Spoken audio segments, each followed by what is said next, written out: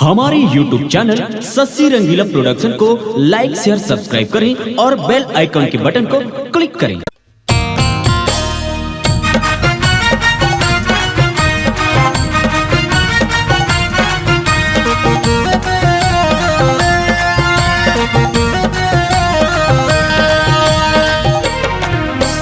डर लगी हो कहीं कुछ बात के, सुरता सता ही कहूँ आधी रात के।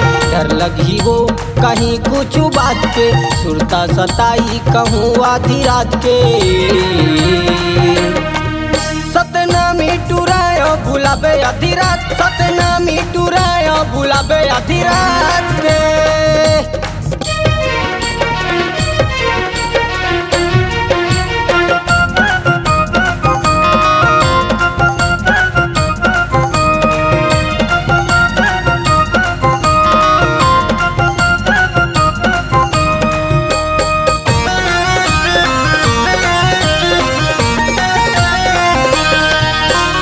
चाहे बिहनिया वो चाहे मझनिया रे बुला ले आधी रात के।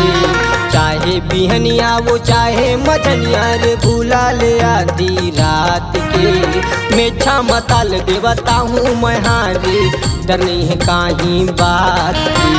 मेछा मताल देवता हूँ मैं हारे, डर नहीं है कहीं बात की। चिंता जिन करना वो काके फिकर, सतनामी खड़े हाँ हो जानी डर। चिंता जिन करना वो काके फिकर, सतनामी खड़े हाँ हो जानी डर।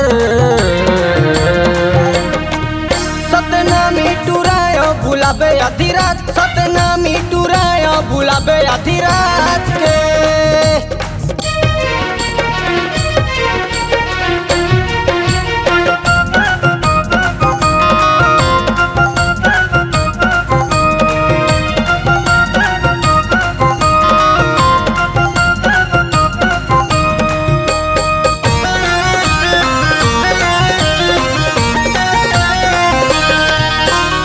सिर के समान जिगर माह जान, काबर देखा तस्लुका के।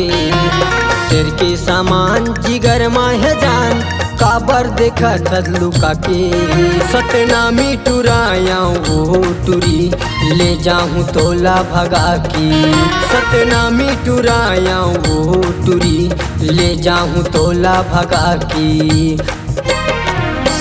डर लगी वो कहीं कुछ बात के, सुरता सता ही कहूँ आधी रात के। डर लगी वो कहीं कुछ बात के, सुरता सता ही कहूँ आधी रात के। सतनामी टुरायो बुलाबे आधी रात, सतनामी टुरायो बुलाबे आधी रात के। सतनामी टुरायो बुलाबे आधी रात, सतनामी टुरायो बुलाबे आधी रात के। सतनामी टुरायो बुलाबे आधी रात, सतनामी टुरायो बुलाबे आधी रात के। हुए कलाकारों को दे रही है नाम, आप भी दीजिए अपनी आवाजों को पहचान। चले आइए Sassi Rangila production high digital audio video recording studio, मन की मुंगेली। Mobile number 7089366823।